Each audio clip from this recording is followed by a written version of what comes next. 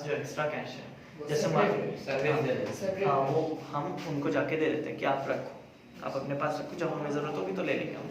तो मान लो ये है, ये छोड़ो अब फनी डायग्राम, ये ए है, ठीक है, इसके पास में बहुत सारे पैसे, ये देखो डी है, ये जाते हैं बैंक के पास, बैंक ये इनको दे देता है व्यक्ति, ठीक है, कि आप रखो, क्योंकि रखना अब थोड़ा डेंजरस हो गया, बहुत चोरी हो गई, लेकिन और भी ये ऐसे नॉर्मल एग्जाम्पल दे रहा हूँ, लेकिन और भी बहुत रीज़न होते हैं, ठीक है। मान लो इसने किसी भी रीज़न की वजह से बैंक में ऐसे पैसे दिए कि आप रखो, मैं अपने पास अभी नहीं रखना चाहता हूँ क्योंकि मुझे इसकी ज़रूरत नहीं है। जैसे मान लो सैलरी मिलती है टीचर्स को, तुम्हारे पापा लोगों को भी मिलती होगी, या अगर बिजनेसमैन है तो उनको क्या बोलते हैं, प्रॉफिट्स होता होगा, ठीक है, उनको क्या बोलते हैं, छोड़ो अभी, उनको मान लो प्रॉफिट हुआ तो उन्होंने, अब वो बहुत सरप्लस हो जाता है, बहुत ज़्यादा हो जाता है एक टाइम पे, जैसे मान लो 30,000 मिल गया, लेकिन 30,000 का भी यूज़ नहीं है, उस धीरे धीरे करके यूज़ है, तो उसको घर में रखने के बजाय जो थोड़ा स्पेस भी ज़्यादा लेगा वो बैंक में जमा कर देता है। आजकल तो डायरेक्ट बैंक में ही आता है पैसे कि अकाउंट दे दो, वो डायरेक्ट जो तुम्हारे ऑफिस में वाले हैं वो डायरेक्ट बैंक में पैसे देते हैं। लेकिन पहले होता था कि पहले तो मैं कैश रखता था, वो बैंक में ले जाके देते थे सरप्लस, ठीक है। बैंक क्या करते हैं, बैंक बोलता है आप हमारे पास लाओ, ठीक है, बैंकिंग कोई भी बैंक एक इंस्टीट्यूट है, वो बोलता है आप जो ये पैसे हैं वो हमारे पास लाओ, इस पर हम आपको थोड़े और पैसे दे देंगे, ठीक है। इसको क्या बोलते हैं, इसको बोलते हैं इंटरेस्ट, ठीक है। हम आपको इसके ऊपर इंटरेस्ट देंगे कि थोड़े पैसे और दे देंगे, आपने इसमें रखवाए या कि आपको हमारे ऊपर भरोसा है, ठीक है, तो हम आपको थोड़े से पैसे और दे देंगे, ठीक है, आपको ऐड कर देंगे, आपका घर में रखने के बजाय आपको यहाँ पर फायदा होगा, क्योंकि घर में पैसे थोड़े ऐसे भगवान से बोल रहे हैं, ऐसे लो एक्स्ट्रा लो, एक और नोट डाल देते हैं, नहीं तिजोरी में नहीं रहेंगे, तो इंटरेस्ट दे रहा है, ठीक है। अब बैंक क्या करता है, ठीक है, इसको बोलते हैं हम डिपॉजिट, ठीक है, ये जो टर्म है वो ये है डिपॉजिट, जमा कर रहा है यानी कि वो डिपॉजिट कर रहा है। इस अब देखो, अब तुम्हारे जैसे ये बैंक एक तिजोरी है, बस तुम्हें वो थोड़ा सेफ है और तुम्हें उसके ऊपर इंटरेस्ट मिलता है, ठीक है। अब जैसे तिजोरी में तुम्हें ऐसे लॉक डाल के कभी भी पैसे निकाल सकते हो, बैंक भी वही है, बैंक में तुम्हें अपना जाओ एटीएम पे जाओ, पिन डालो, अपना कार्ड डालो, पिन डालो, जब जितने मन करे उतने पैसे निकाल सकते हो। अभी तो कार्ड से पहले तुम्हें अपना क्या बोलते हैं चेक से पेमेंट होती थी, तुम्हें अपने सेल्फ अपने ऊपर वहाँ पे जाके फॉर्म भर के जब ज़्यादा पैसे निकालता है, आज भी वही होता है कि ज़्यादा पैसे निकालता है। When was the check invented, पता है किसी को? सबसे पहले सिस्टम ऑफ एक्सचेंज में अगर बैंकिंग सिस्टम में कुछ आया था तो चेक ही आया था। The first thing that came into the banking system was the check. कब हुआ था? 18वीं सेंचुरी में ये हुआ था चेक, है ना। चेक सबको पता है कैसा होता है, उसमें क्या क्या होते हैं, मतलब क्या क्या होता है पता है? क्या लिखना पड़ता है? सपोज चेक हुआ, चेक नंबर आता है, suppose this is the cheque, this is the instrument of exchange, है ना। It acts as an instrument of exchange, it acts as an instrument of exchange, instrument of exchange, है ना। It acts as a instrument of exchange. इसमें क्या होता है, here you have the date, here you have the date, है ना, here you have the date. So date can be of two types, either full form, either in the present day present voice, or in the post dated. Pre-dated checks cannot be termed as a valid instrument. मतलब अगर मेरा आज का तारीख है, आज suppose 25 तारीख है, तो यहाँ डेट होगा 25/10/2019। कोई तुमको अगर 24 तारीख का चेक देता है, that check is invalid. Pre dated cheque आप नहीं दे सकते ना, वो दिन गुजर गया, बैंक कैसे उस डेट पे तुमको उस इंस्ट्रूमेंट के बदले तुमको कोई भी चीज ऑफर देगा वापस में? नहीं दे सकता। तुम आज बैंक में गए हो चेक लेके, बोलोगे सर मेरा 1 महीने पहले का चेक है सितंबर का, प्लीज इसको आप इश्यू कर दीजिए, हो सकता है? क्योंकि जब वो सिस्टम में डालेगा और वो प्री डेटेड डालेगा, सिस्टम तो लेगा ही नहीं, लेगा, सिस्टम एरर थ्रो करेगा, डेट बदल है ना, kindly check the date. Sir date बदल नहीं सकता। डेट यहाँ बदलेगा for every correction done, for every correction done. पहले क्या था, you needed the sign of the customer, लेकिन अब जो है overwriting on cheques are not allowed. पहले क्या था कि हाँ कुछ गलतियां हो गई तो हम उसको काट के उस पे फिर से दोबारा लिख के और बगल में उस पे साइन कर देते थे। अब क्या है, दैट इज नॉट अलाउड। जब से ये सीटीएस चेक आया है, ट्रायंगुलेशन चेक इसको बोलते हैं, है ना, सीटीएस 2010 में शायद आया है, 2010 में, तब से क्या है, overwriting on cheques are not allowed. एक सिंगल भी तुम ओवरराइटिंग कर सकते हो, ओवरराइटिंग हो गया और चेक को फाड़ के फेंक दो, नया चेक इशू करो। Overwriting on cheques are not allowed, क्योंकि बहुत बार ऐसा हुआ है कि लोग क्या करते हैं, केमिकल से मिटा के वापस से भर लेते हैं। किसी ने यहाँ 10,000 रुपए भरा और वो क्या करता है, आगे और 2 दिन लगा देगा, है कि नहीं? तो उसके एवज में क्या करती है बैंक, यहाँ पे स्टेपल करती है, सॉरी सेलोटेप लगाती है वहां पे, कि कोई इसको कुछ लिख ना दे। क्योंकि अगर तुमने 10,000 भरा, मैं पीछे 2 और जीरोस लगा दूं, बैंक को रिप्रेजेंट कर दूं, ऑब्वियस है बैंक तो देगा मुझे, है कि नहीं? अब क्या होता है, अब इसके लिए क्या करते हैं कि कोई भी अमाउंट बियॉन्ड 50K को कॉलिंग करते हैं कस्टमर को। Customer calling is done for any amount beyond 50,000, कि सर ये बंदा चेक लेके आया है, क्या आपने इसको ये चेक इश्यू किया है? से ज्यादा होगा तो वो पूछेगा बैंक, तब तक पास नहीं हो जब तक कि कस्टमर फोन नहीं उठाएगा, या फिर रिटर्न में कस्टमर नहीं देगा आपको मेल पे कि yes so and so has been done from my side, kindly honour my cheque. समझा? और क्या होता है यहाँ पे, बैंक का लोगो होता है, यहाँ पे होता है ना, सपोज यहाँ पे कोई भी है, SBI, ICICI, एक्सिस, HDFC, सबका लोगो होता है यहाँ पे, है ना। फिर यहाँ लिखा था पे टू, और लंबा सा डैश रहता है। सो पे मतलब किसको, तुमको उसको पे करना है, to whom you have to pay. Suppose pay to XYZ, है ना, it can be a person, it can be a company, it can be anything, है ना। तो करंट अकाउंट, और ये चेक भी है बहुत सारा, कौन कौन सेविंग्स अकाउंट के अलग होता है, करंट अकाउंट के लिए अलग होता है ना। तो लिखा रहेगा पे, फिर क्या लिखा रहेगा यहाँ पे, अमाउंट, AMOUNT, अमाउंट, है ना, amount in words, amount in numbers, है ना। और अगर तुमने वर्ड्स में लिखा 10,000 और तुमने नंबर में लिख दिया यहाँ पे suppose 1,000, bank will honour 10,000 and not 1,000, because word को मोर प्रायोरिटी देते हैं देन इन टर्म्स ऑफ जो तुम नंबर्स लिखता है, न्यूमरल्स, है ना। तो बेसिकली अगर पूछा जाए कोई तुमको, तो ये इसका मतलब होता है कि वर्ड्स को ज्यादा हम लोग प्रायोरिटी देते हैं बेस्ड अपॉन नंबर्स। अगर दोनों को कंपेयर किया जाए और बैंक से पूछा जाए किसको आप ऑनर कीजिएगा, दोनों गलत लिखा है, तो बैंक पहले इसको देख के जो ये अमाउंट है उसको ऑनर करती है, ठीक है। फिर क्या लिखा रहता है यहाँ पे, signature of the customer, customer signature.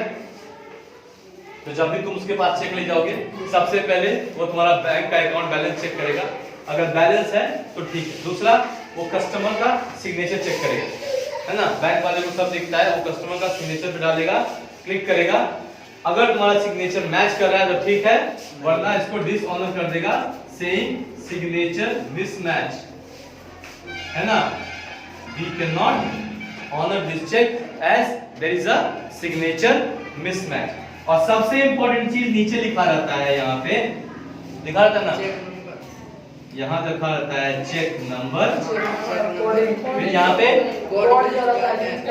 MICR code, यहाँ पे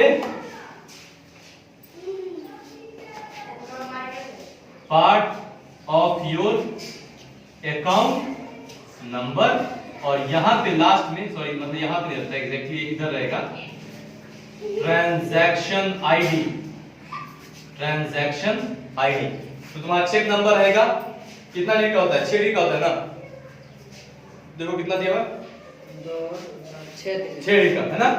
this will be 6 digits this is your cheque number. MICR code I think 8 digit का होता है, देखो तो कितना है 8 MICR कोड। यहाँ पे SMS होती है, simply the according used by pen। MICR code, MICR code, MICR code 9 digit का होता है। This consists of 9 digit. Then a part of your account number which again consists of 6 digit, है ना। मतलब अगर तुम्हारा अकाउंट नंबर है, suppose बड़ा सा अकाउंट नंबर 041101519278, ठीक है, तो इसका 2 2 4 2 6 इतना तक ही उसमें रहेगा। तो this indicates the a part of your account number and then this is the transaction ID number which consist of 2 digits. This MICR code consists of the bank from which the check is issued and the branch code. So it consists of basically two things. One is the bank code, second is the branch code. Suppose तुम्हारा महसूल branch का है तो उसका suppose code हो गया कुछ भी मान लो 025, है ना। और ये बैंक कोड अगर तुम्हारा SBI बैंक का है तो उस बैंक का क्या कोड है, ICICI बैंक का है तो उस बैंक का क्या कोड है, या फिर तुम्हारा HDFC बैंक का है तो उस बैंक का क्या कोड है। तो ये कोड प्लस ये ब्रांच कोड टोटल मिला के 9 डिजिट का होता है, वो तुम्हारा लिखा रहता है। तो basically this consist of cheque number, the first one 6 digit जो तुम्हारा पर्टिकुलर चेक नंबर होगा, सपोज 05256 हो गया ना, ये तुम्हारा चेक नंबर हो गया। उसी सीरीज में रहेगा फिर 63 64 65 66 67 68 इसी सीरीज में पूरा रहेगा। जो तो पहला फार होगा, फिर दूसरा, फिर तीसरा, फिर चौथा, पांचवा, छठा, ऐसे। फिर यहाँ MICR कोड ये सब पे कॉमन प्रिंटेड रहेगा because that indicates your branch code plus your bank code, है ना। बैंक कोड अलग होता है, ब्रांच कोड अलग होता है। बैंक कोड स्टैंडर्ड होता है सभी जगह, SBI का एक सर्टेन बैंक कोड होगा वो, लेकिन ब्रांच कोड वैरी कर जाएगा। खगड़िया जाओगे ब्रांच अलग, बेगूसराय चले गए ब्रांच अलग, है ना। पटना चले गए, पटना में भी कई सारे ब्रांच, हर एरिया का अलग कोड, समझ में आ रहा है ना।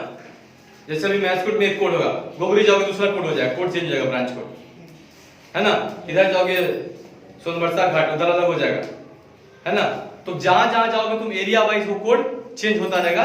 ब्रांच कोड जो है, बैंक कोड जो है वो नॉर्मल रहता है, प्लस ट्रांजैक्शन आईडी ये भी बदलता रहता है एरिया वाइज, ट्रांजैक्शन आईडी।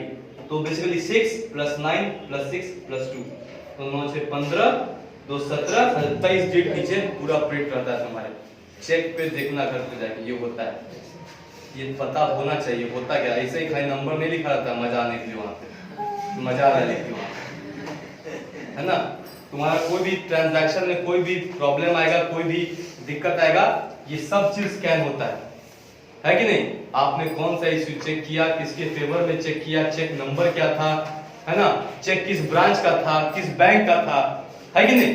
ये सब कुछ वो लोग चेक करते हैं। तुम प्री डेटेड चेक नहीं दे सकते हो, पोस्ट डेटेड चेक दे सकते हो, लेकिन अब तुम 1 साल का बाद पोस्ट डेटेड चेक दे सकते हो। उसका एक मंथ होता है कि अगले 3 मंथ तक ही वो चेक वैलिड होता है। कि चौथे मंथ को चेक क्या हो जाएगा, इनवैलिड हो जाएगा। वो इंस्ट्रूमेंट एक कागज है, फाड़ के फेंक दीजिए, उसका कोई काम नहीं है, उससे सिर्फ कागज है, समझा कि नहीं।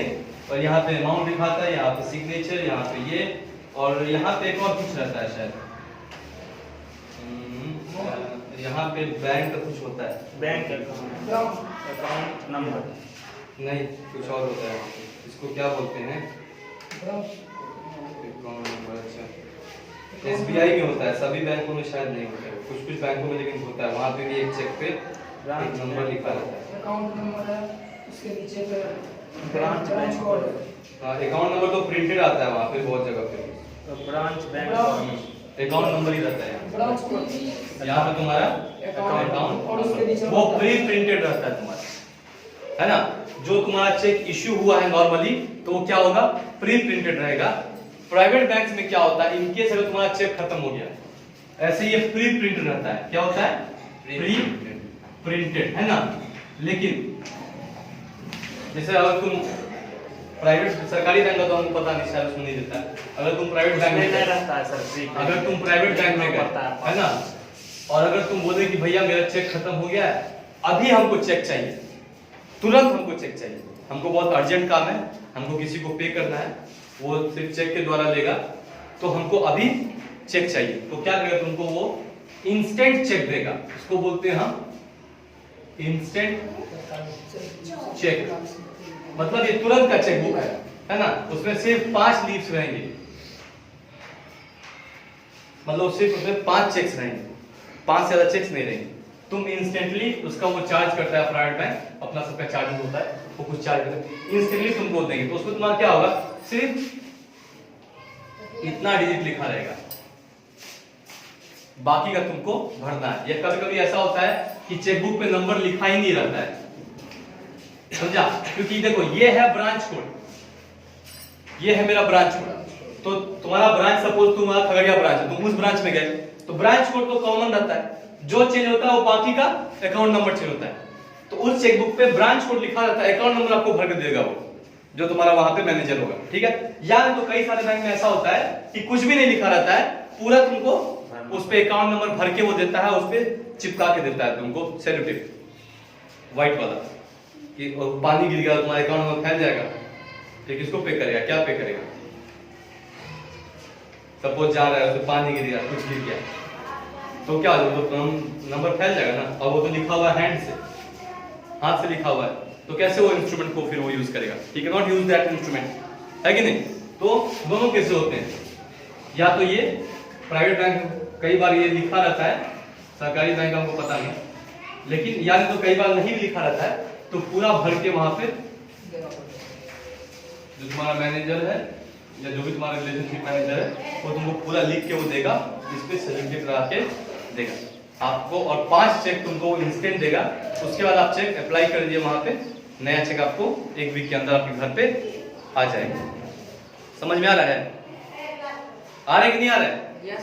हाँ, कि इंस्टेंट चेक क्या होता है ना, ये भी नया सिस्टम इंस्टेंट चेक है जो प्राइवेट बैंक देती है, सरकारी बैंक हमको पता नहीं देती कि नहीं देती, समझा, लेकिन हम लोग जो है दिया करते थे बैंक इंस्टेंट चेक वो बोलता है, क्योंकि वहां पे तुम कस्टमर को डिसऑनर नहीं कर सकते कि भगा दो, हाँ नहीं है जाओ 1 महीना अब आना, 10 दिन बाद रिप्लाई करके जाओ, चेक नहीं दे सकते, तो बोलेगा अकाउंट बंद कर दो, चेक नहीं दे सकता, मेरा अकाउंट बंद करके सारा पैसा हमको दे दो, समझा।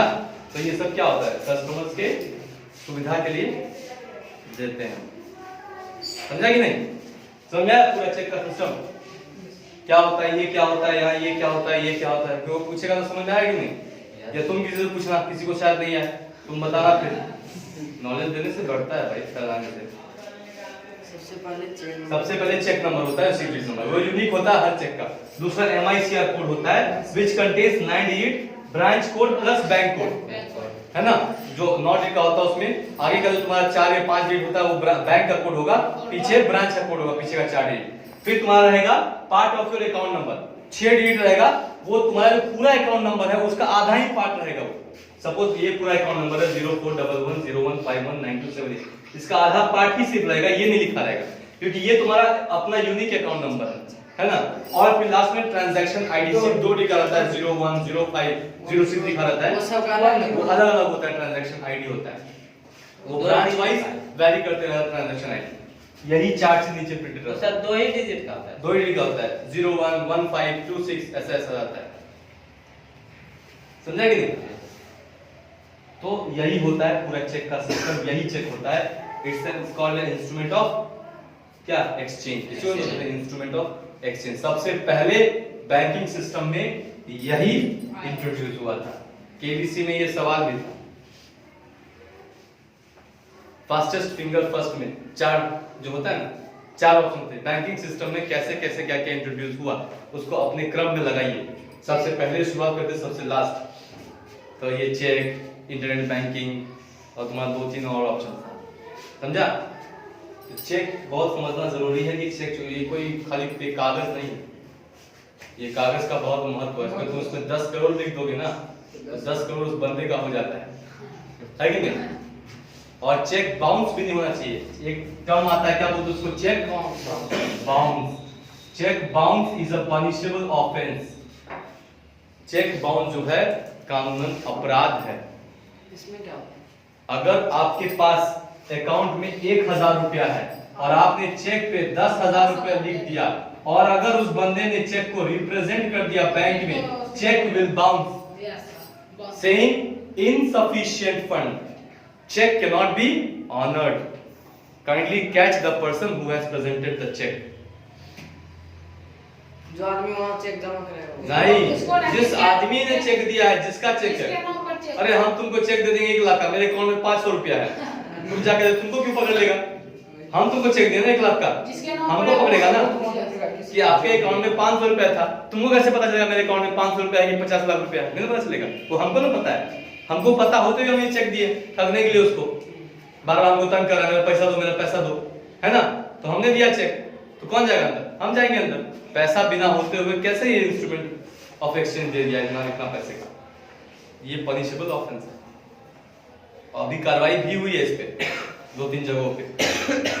झारखंड में एक जगह कार्रवाई हुआ है कि चेक में मतलब अकाउंट में पैसा नहीं है और उसने पैसा ज्यादा लिख के उसको जमा दे दिया, उसने जाकर बैंक को रिप्रेजेंट किया, बैंक ने डिसऑनर कर दिया, सफिशिएंट फंड नहीं है ना?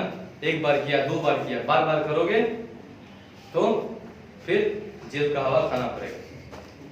इसका मतलब जेल भी होता है। समझ में आ रहा है ना? इसको बोलते हैं चेक बाउंस। बाउंस हो जाता है मतलब तुम्हारा पैसा है नहीं, फिर भी वो तुम उसको रिप्रेजेंट करो, मतलब पैसा बिना होते हुए तुम जाओ, पर तुम्हारी में जान है नहीं, फिर भी तुम छलांग लगा रहे हो यहाँ से मेहसकूट तक, तो क्या होगा? हड्डी गुड्डी टूटेगा ना, है कि नहीं? तुम हिमा दास हो नहीं चाहते हो कि हम एकदम दौड़े एकदम उसेन बोल्ट की तरह। हिमा दास पता है ना कौन है? नहीं पता। ज्ञान अज्ञानता से भरा हुआ है पूरा। हिमा दास स्प्रिंटर है, आसाम की है ना? बहुत गरीबी में पली है और वो उसने इस बार गोल्ड जीता ओलंपिक्स में, है ना? भारत के लिए। हिमा दास आसाम से है, छोटे से गांव से आसाम से हिमा दास। बहुत तेज दौड़ती है, जैसे पीटी उषा दौड़ती थी, शायद उससे भी ज्यादा तेज दौड़ती है हिमा दास। और उसेन बोल्ट तो सबको पता है वर्ल्ड का सबसे फास्टेस्ट रनर है सर, हवा से बातें करता है कि नहीं? है ना? तो वही बात है, तो तुम लोगों को यही नहीं पता है हिमा दास कौन है, तो कैसे होगा बताओ? ये सब जाएगा अभी देखेगा सब, कैसा बच्चा सब है, खाली दाल भात खाली खाता है, जानता है। बिहार दाल भात ये बना लिया।